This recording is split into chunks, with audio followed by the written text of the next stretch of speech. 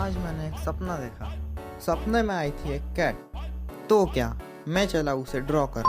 First मैंने inking की।